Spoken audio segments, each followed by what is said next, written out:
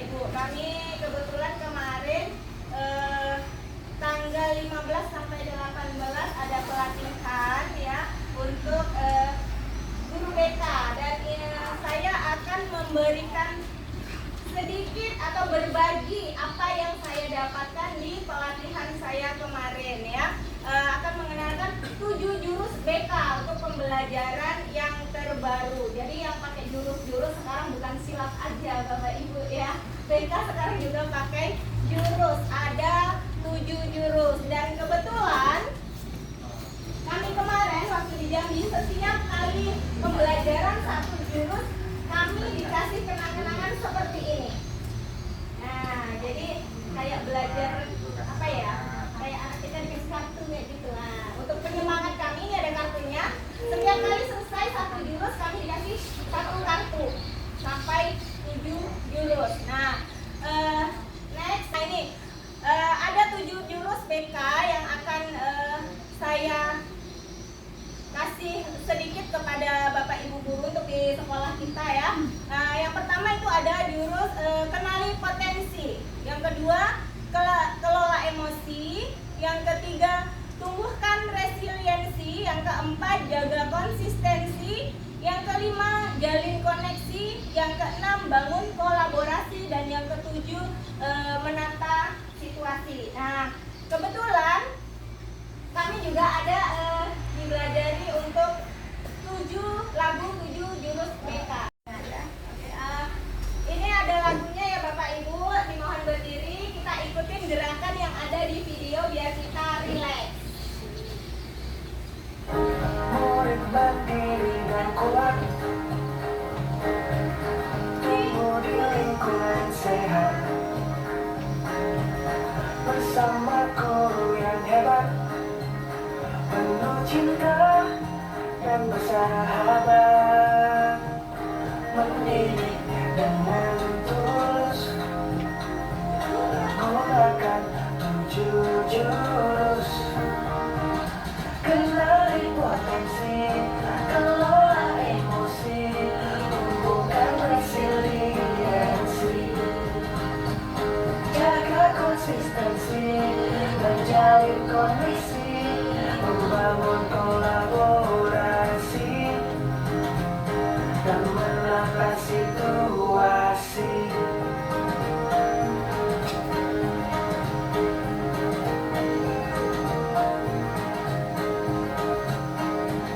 Sekolah aman dan nyaman, dan juga menggembirakan, tempat bertumbuh harapan. Bersama ayo kita wujudkan, mendidik dengan tulus, gunakan 7 jurus.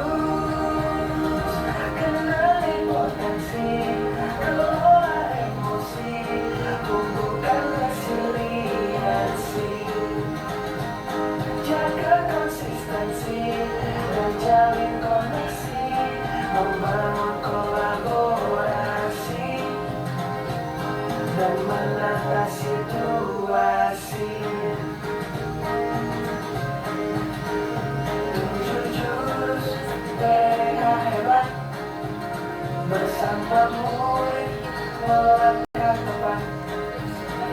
7 jurus BK hebat, 7 jurus yang akan ku ingat.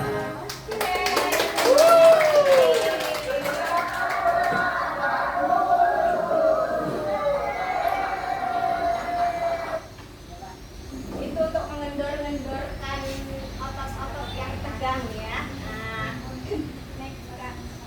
Murid man- Kita masuk ke jurus yang satu dari 7 jurus tadi Bapak Ibu ya. Yang jurus 1 sampai 5 itu kita terapkan untuk ke siswa. Nah, dengan yang pertama itu adalah kenali potensi. Di jurus ke-1, mengenali potensi siswa itu bisa kita ambil dengan materi gaya belajar ataupun mengambil materi dengan minat dan bakat. Dan kebetulan saya kemarin mengambil video untuk anak murid kita di salah satu kelas itu. Saya ambil mengenali gaya belajar. Gaya belajar itu ada 3 ya. Ada gaya belajar visual, dengan anak itu lebih mudah mengingat informasi dalam bentuk gambar, grafik, warna, atau tulisan. Senang membaca dan mencatat, tertarik pada tampilan visual seperti diagram, mind map, video, ilustrasi, atau slide presentasi. Saat memahami pelajaran cenderung membayangkan dan pikiran. Next, yang kedua Kak. Yang kedua, gaya belajar auditori ya. Gaya belajar auditori lebih cepat paham jika informasi disampaikan secara lisan. Jadi kita menyampaikan kepada anak secara lisan, anak itu akan lebih paham. Senang berdiskusi, mendengarkan, menjelaskan atau mendengar suara guru.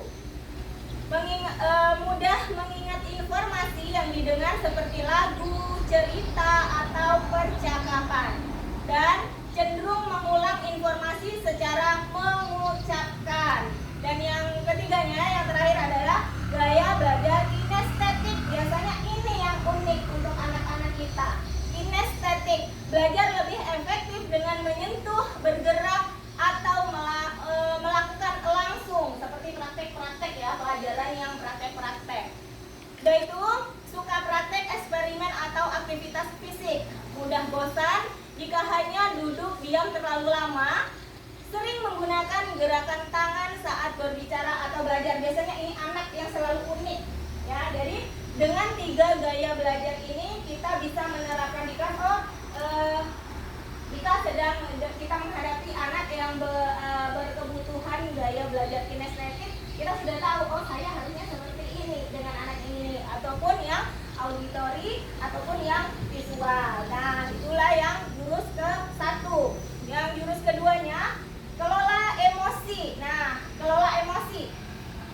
Kelola emosi ini bagaimana kita biasanya itu kalau di sekolah itu kan secara tiba-tiba gitu ada anak yang entah bertengkar dengan temannya atau selisih paham. Kita memberikan secara yang simpel aja bagaimana menetralkan anak ini supaya tidak sampai berantem, misalnya baru cekcok mulut nih. Bagaimana? Kayak mana kamu nak biar tidak emosi? Tarik nafas. Itu hal yang sepele yang kita terapkan untuk anak-anak terlebih dahulu biar tidak bertambah emosinya seperti itu. Next, yang ketiga, tumbuhkan resiliensi. Ini adalah Dayanting ya. Resiliensi, kemampuan seseorang untuk bangkit kembali dan pulih dari kesulitan, stres, atau trauma hidup. Ada misalnya kayak kita sudah pernah terjadi ke hidup anak ini, mungkin ada suatu ceritanya bagaimana kita cara menumbuhkan rasa percaya diri lagi kepada anak tersebut seperti itu ya. Next, jaga konsistensi ya. Jaga konsistensi ini kadang kita ada di suatu satu mapel biasanya ada yang kita mempelajari anak ada apa ya namanya, kayak misalnya kita bertanya kegiatan sehari-hari mulai dari bangun tidur sampai kita tidur lagi, sudah konsistenkah anak tersebut, ataupun mungkin kepada kita ya konsisten dengan apa yang akan kita lakukan. Contohnya kalau misalnya kayak kita ngasihkan tugas ke anak, apa yang harus kamu konsistenkan, misalnya kayak mulai bangun pagi kamu jam berapa, sudah konsistenkah dia, ataupun kalau malam dia itu misalnya biasanya tidur jam berapa, ataupun jam 10 ataupun jam 8, apakah mereka udah konsisten belum? Kalau belum, bagaimana caranya supaya mereka bisa konsisten dalam misalnya mengatur waktu tidurnya. Karena kalau misalnya seorang anak tidurnya itu tidak tepat waktu ataupun mungkin sering terlalu malam, itu kan ada efeknya seperti itu ya. Paginya jadi bangun kesiangan, jadi terlambat sekolah, kayak gitu. Bagaimana kita masih masukan kepada mereka untuk mengatur waktu supaya konsisten, mereka bisa tidak terlambat ke sekolah, misalnya seperti itu.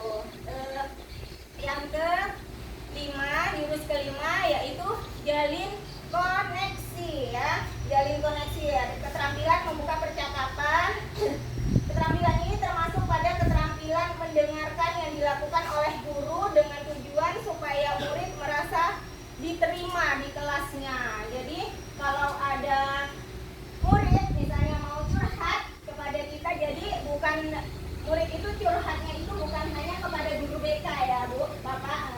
Jadi kepada wali kelas bisa, kepada guru mapelnya bisa, dan sekarang ada tugas tambahan baru untuk kita semua sebagai guru, itu adalah sebagai guru wali. Nah, jadi nyamannya mereka dengan siapa? Jadi berkoneksi dianya, kita terima apa yang mereka sampaikan kepada kita terima, jadi mereka itu merasa nyaman gitu. Nah, yang next, bangun kolaborasi jurus ke-6 ya. Kenapa kolaborasi penting ya? Next Kak. Ada lagi tuh. Ada lagi ya? Kolaborasi. Nah, untuk jurus ke-6 dan ke-7 ini lebih cenderung ke guru BK sesama dengan teman sejawat ataupun dengan guru mapel ataupun dengan guru walinya ya, karena membangun kolaborasi, kita berkolaborasi karena bukan hanya guru BK yang bisa membimbing. Sekarang guru BK membimbing, guru wali kelas kita sama-sama membimbing anak. Jadi tugas guru mapel bukan hanya untuk mengajar, sekarang juga untuk membimbing. Kenapa dihargai 7 jurus BK ini? Yang ke-6 yaitu membangun kolaborasi antara guru BK, wali kelas, dan juga guru mapel serta guru wali. Itulah bisa berkolaborasi, kita bisa membimbing anak supaya selalu nyaman gitu di sekolah gitu. Jadi ketika ada masalah, anak ini bisa curhat kepada guru BK-nya boleh, kepada guru walinya juga boleh, seperti itu ya Bapak Ibu. Dan yang jurus ke-7, menata situasi ya, lingkungan belajar aman, nyaman, menggembirakan. Jadi bagaimana cara kita sebagai guru yang tadi sudah berkolaborasi di jurus ke-6, kita menciptakan lingkungan di sekolah kita ini yang aman, yang nyaman, juga bisa menggembirakan untuk anak-anak. Bagaimana nyamannya? Mungkin kalau kayak di lingkungan sekolah kita itu insya Allah aman karena kita sudah di pagar keliling sekolah lingkungan kita ya. Nyamannya untuk anak di dalam ini karena kita tadi sudah berkolaborasi, jadi anak ini merasa nyaman, tenang belajarnya gitu, menggembirakan. Nah, bagaimana caranya anak ini bisa belajar dengan suasana happy, dengan suasana gembira, jadinya terkendali dan tadi bisa berkesinambungan antaranya aman, nyaman, dan menggembirakan karena adanya yang jurus ke-6 tadi dengan jurus kolaborasi dan menata situasi. Mungkin dari 7 jurus itu tadi ya, ini kebetulan singkat ya Bapak Ibu karena kita waktunya juga mendadak dangdut. Insya Allah mungkin kalau ada pertemuan berikutnya bisa agak diperlebar lagi penjelasannya, dan sekiranya kalau ada kurang dan lebihnya cara penyampaian saya dalam tutur bahasa saya mohon maaf yang sebesar-besarnya. Kiranya itu penyampaian dari saya. Kalau misalnya ada sedikit mungkin yang ditanyakan atau sudah pas, boleh kalau ada sekiranya 1, 2.